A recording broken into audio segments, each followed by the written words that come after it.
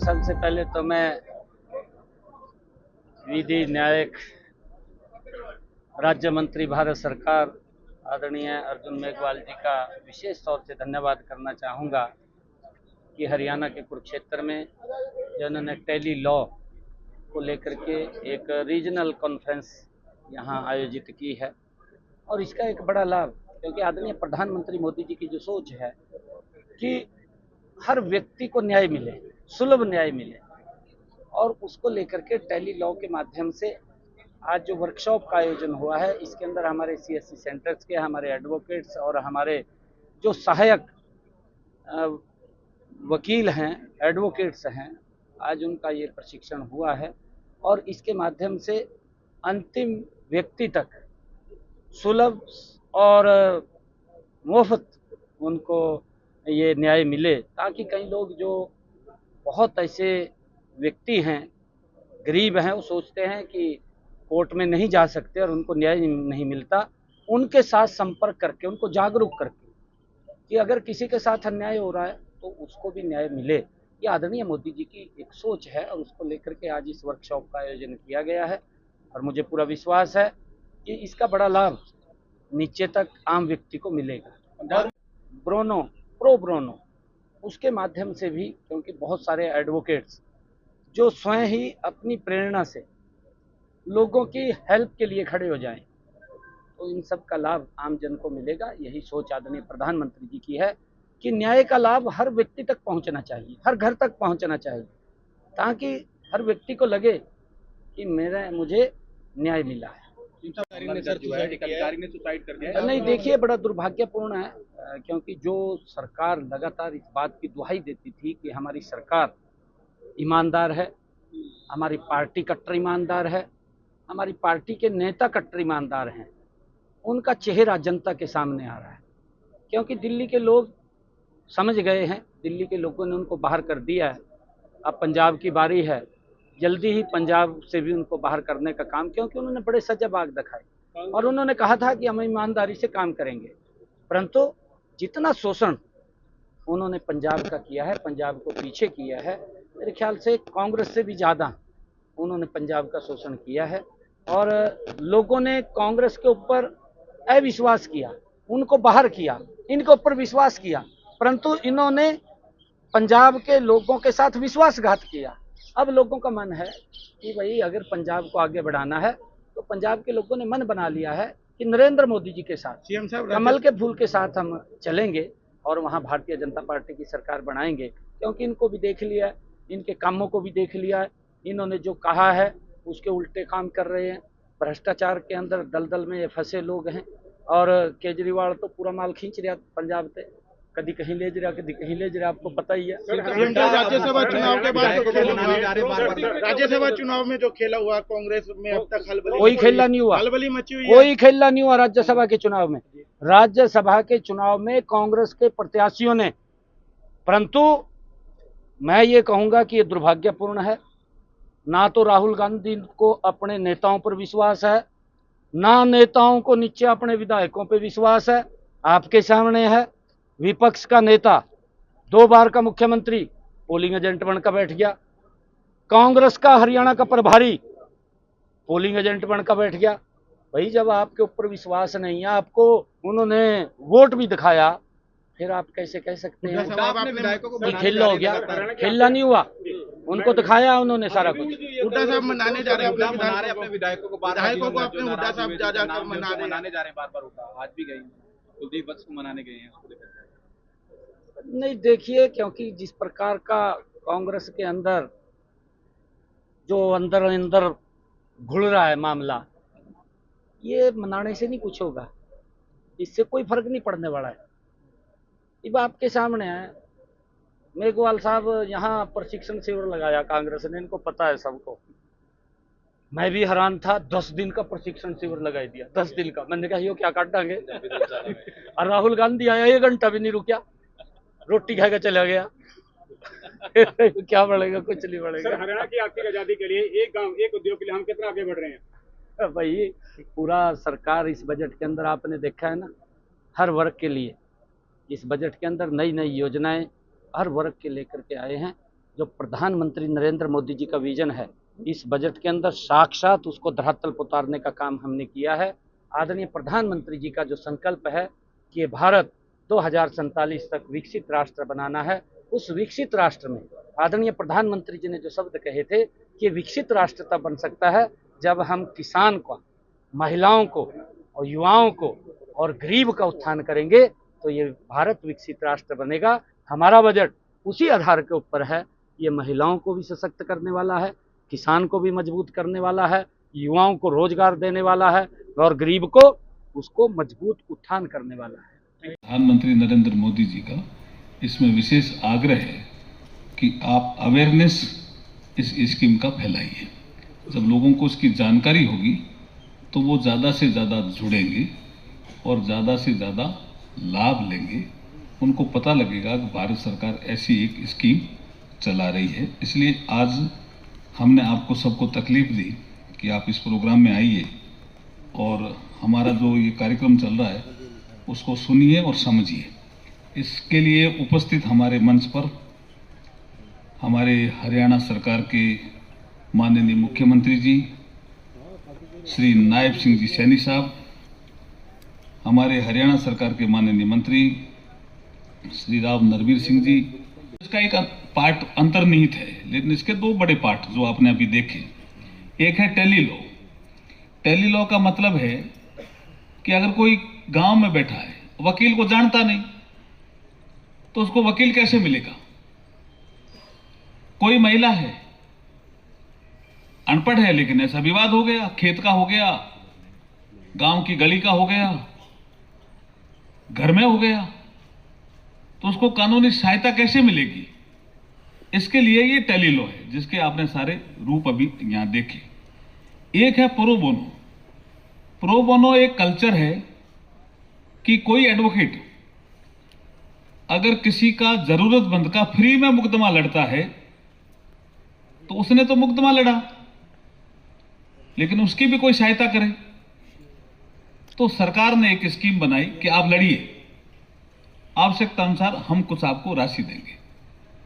Pro bono club भी हम यहाँ जो विश्वविद्यालय में चलाते हैं उसमें भी कुछ राशि देते हैं कि कुछ नुक्कड़ नाटक करिए, कुछ लोगों को सिखाइए, कुछ प्रो बोनो करने की प्रवृत्ति डालिए। नहीं तो क्या एडवोकेट हो जाता है और वो बिना फीस बात ही नहीं करता है। कभी कोई गरीब आदमी आ गया तो बिना फीस भी बात करनी चाहिए ना। ये प्रो बोनो है। आपके समझ में आ रहा है जो मैं बोल रहा हूं या नहीं समझ में आ रहा है? आ रहा है ना? तो प्रो बोनो का किसी को बहुत अच्छा उदाहरण किसी के ध्यान में आ रहा है? मैं नहीं तो दूंगा, एक तो देने वाला हूं मैं उदाहरण। सीएम साहब अधिवेशन है उसमें, और वो कहते हैं कि खाली ज्ञापन देने से कुछ नहीं होगा। अगर इस देश को हमें जल्दी आजादी दिलानी है तो कुछ हमें ठोस कदम भी उठाने पड़ेंगे, और जरूरत पड़ने पर हमें कुछ जो हमारे क्रांतिकारी भाई हैं जो बड़ा काम कर रहे हैं उनका सहयोग भी देना चाहिए। ये बोलने वाले ये हमारे अरविंद घोष थे। तो वहां एक कांग्रेस दो भागों में बंट गई। एक लालपाल पाल, जिसमें लाला लाजपत राय, बिपिन चंद्र पाल, बाल गंगाधर तिलक ये कहलाए। एक उदारवादी कांग्रेस जिसने कहा नहीं ज्ञापन ही देंगे हम ये इस तरह की कोई बात नहीं करेंगे, जैसे कांग्रेस परेशानी में आए। लेकिन अरविंद घोष पेपर पढ़ने वाले थे। वो पेपर पढ़ करके उसके थोड़े दिनों बाद कोई मुजफ्फरपुर था आपका बिहार में, वहां कोई अंग्रेज अफसर जा रहा था, उसके ऊपर बम फेंक दिया। तो वो जो आदमी था वो दौड़ के कोई पटना आया होगा, तो वो चाय पी रहा था, तो उसने ऐसे चाय पीने वाले के साथ बात की तो पकड़ में आया कि कोई बम फेंक आया। तो वहीं कोई खड़ा था पुलिस वाला आदमी, उसको पकड़ लिया, और उसके हाथ में जो एक थैला था उसमें एक अरविंद घोष ने जो आर्टिकल लिखा था उसकी प्रति थी, और उसमें अरविंद घोष को फंसा दिया। अलीपुर द्वार केस में अरविंद घोष फंस गए, जेल चले गए। और जेल में वो अब जो जेल के अनुभव हुए वो आध्यात्मिक नगरी, आध्यात्मिक कुरुक्षेत्र, इसलिए वो तो आपको जानकारी है कि यहाँ किस तरह की ये आध्यात्मिक और नगरी है जहां हम ये बोल रहे हैं। तो ऐसा अच्छा, आपकी अनुमति है तो मैं कुछ करता हूं। देखिए ये बहुत अच्छे, हमने इनके सुझाव भी सुने, प्रतिक्रिया बनानी थी। हम लोग चंदा कर रहे थे, किसी ने सलाह दी कि जगजीत सिंह जी का जन्म यहाँ हुआ है, गंगानगर में, श्री गंगानगर में। तो आप अगर उनसे बॉम्बे जाकर के शो करवा दोगे तो उनसे वो अगर फ्री में कर देंगे, यही प्रो बोनो सिस्टम ही, ठीक है, वो फ्री में कर देंगे तो जो टिकट आप लगाओगे उससे अस्पताल बन जाएगी। हमें भी आइडिया समझ में आया, अच्छा है। हम गए 5-7 लोग बॉम्बे गए, उनसे मिले, उनको कहा, उन्होंने कहा श्री गंगानगर में जरूर आऊंगा, आ जाऊंगा। लेकिन हमारे साथ एक उल्फत राय सैनी करके एक बहुत अच्छे उद्योगपति भी थे और एक सामाजिक कार्यकर्ता थे, जिन्होंने जगजीत सिंह जी को गोद में खिलाया था। उन्होंने कहा, जगजीत तू नू को लेकर के नहीं आएगा, नू का मतलब यहाँ बहू को कहते हैं ना। तो उनकी पत्नी ने कहा कि चित्रा, उन्होंने कहा मैं नहीं गाती, आजकल मेरे लड़के की कार एक्सीडेंट में डेथ हो गई है तो मैं नहीं आती, मैं गाती हूँ, मैं जाती हूँ उनके साथ। अब वो माने ही नहीं उल्फत राय जी सैनी साहब। तो उन्होंने खूब कहा कि मैं चल रहा हूँ ना उल्फत राय जी। उन्होंने कहा नहीं, आपको तो नूह को लेके आना पड़ेगा। पंजाबी में बात कर रहे थे, जगजीत सिंह जी पंजाबी अच्छी तरह से जानते थे, लिखते भी थे। तो अब वो खड़े हुए जगजीत सिंह जी और उन्होंने एक गजल का एक भाव समझाया। वो मैं जब पति पत्नी का झगड़ा होता है, ये संदीप के लिए नहीं कह रहा हूं, जहां कहीं भी मेरे को पति पत्नी के झगड़े समझाने के लिए जाना पड़ता है तब ये गजल गा करके भी सुनाता हूं। और अभी मैं कुरुक्षेत्र में हूं, इसलिए मैं जगजीत सिंह जी को श्रद्धांजलि देने के लिए वो गजल गा रहा हूं, ध्यान रखना भैया, ठीक है। जगजीत सिंह जी खड़े हुए और कोई साथ सामान नहीं था, सीधे खड़े हुए और उल्फत राय सैनी साहब को मुखाबित होकर के बोलने लगे कि सैनी साहब, मैं गजल सम्राट हूं, मुझे देश और दुनिया में मान और सम्मान मिला है, लेकिन एक सुख की कमी मेरे में भगवान ने रख दी, वो है हमारा पारिवारिक सुख। मेरे लड़के की डेथ हो गई एक्सीडेंट में, तो कई बार सारी चीजें एक साथ नहीं मिलती। मैं चल रहा हूं, मुझे ले चलो, मैं शो करूंगा, आपके अस्पताल बन जाएगी। वो फिर अड़ गए उल्फत राय सैनी साहब। तो जगजीत सिंह ने कहा, जग ने छीना मुझसे मुझे जो भी लगा प्यारा, हर जीता किया मुझसे मैं हर दम ही हारा, तुम हार के दिल अपना मेरी जीत अमर कर दो, मेरी जीत अमर कर दो, संगीत अमर कर दो। कितनी बड़ी बात कह गई थी। मैं पति पत्नी को समझाने जाता हूं तो ये गजल सुना के कहता हूं, ठीक है आप लड़े, किसी कारण से लड़ाई हो गई, प्री लिटिगेशन से भी समझ में नहीं आया, लेकिन दोनों में से एक को हारना सीखना पड़ेगा। दोनों में से एक हार गया तो परिवार जीत जाएगा। इसलिए जगजीत सिंह ने कहा, जग ने छीना मुझसे मुझे जो भी लगा प्यारा। कई बार सबको सब कुछ नहीं मिलता जी, जो मिला है उसको बेस्ट मिला। जग ने छीना मुझसे मुझे जो भी लगा प्यारा, हर जीता किया मुझसे मैं हर दम ही हारा, तुम हार के दिल अपना मेरी जीत अमर कर दो, मेरी जीत अमर कर दो, संगीत अमर कर दो। मैंने अपनी निवास का नाम संत कबीर कुटीर रखा हुआ है और अर्जुन मेघवाल जी ने कहा कि कबीर के दोहे, कबीर की कविताएं मैं स्वयं गाऊंगा करके आपके यहाँ।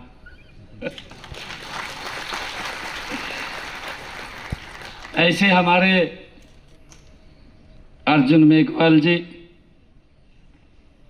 हरियाणा सरकार में मेरे साथ सहयोगी मंत्री के रूप में काम कर रहे। लगभग ये 5 स्थानों पर होनी थी। उन 5 स्थानों में एक हरियाणा को चुना गया और हरियाणा के अंदर इस कुरुक्षेत्र को चुना गया। मैं इसके लिए जो टेली लॉ कार्यक्रम है, इससे जुड़े सभी समर्पित कार्यकर्ता भाई और बहनों का मैं यहाँ पर स्वागत करता हूँ। आप सबका दिल से धन्यवाद करता हूँ। और विशेष तौर से मैं अर्जुन मेघवाल जी का धन्यवाद करना चाहूँगा कि उन्होंने हरियाणा को चुना, हरियाणा में कुरुक्षेत्र को, इस गीता की भूमि को चुना है। मैं उनका विशेष तौर से धन्यवाद करना चाहूँगा। साथियों, आज हम धर्म क्षेत्र कुरुक्षेत्र की इस महान धरती पर आप सभी के बीच मुझे आकर के बड़ा हर्ष का विषय हो रहा है। साथियों, ये वही भूमि है जिस भूमि पर मानवता को श्रीमद् भगवत गीता का धर्म, न्याय और कर्तव्य का अमर संदेश भगवान श्री कृष्ण ने इसी पवित्र भूमि से सर्व मानव जाति के लिए दिया है। साथियों, कुरुक्षेत्र की यह धरा, ये कुरुक्षेत्र की धरा सत्य न्याय की स्थापना का ये प्रतीक रही है। हम सब इसको जानते हैं। ऐसे ऐतिहासिक और आध्यात्मिक महत्व के स्थल पर जो ये दिशा के तहत इस रीजनल वर्कशॉप का आयोजन अपने आप में एक सार्थक और प्रेरणादायक है। साथियों, इस कार्यशाला का उद्देश्य यह सुनिश्चित करना है कि न्याय केवल न्यायालयों तक सीमित न रहे साथियों, बल्कि हर नागरिक के घर घर तक न्याय पहुंचे। ये इस वर्कशॉप का मेन उद्देश्य है। साथियों, इस अवसर पर मैं माननीय केंद्रीय विधि एवं न्याय राज्य मंत्री अर्जुन मेघवाल जी का विशेष तौर से दोबारा फिर बहुत बहुत धन्यवाद और इनका स्वागत करता हूं, अभिनंदन करता हूं। साथियों, आज इस कार्यक्रम में दिशा जागरूकता वैन, उसका भी हमने आज शुभारंभ किया है। उत्तर पूर्वी क्षेत्र के प्रथागत कानूनों पर ई पुस्तकों का भी विमोचन किया है तथा दूरदर्शन की डॉक्यूमेंट्री का भी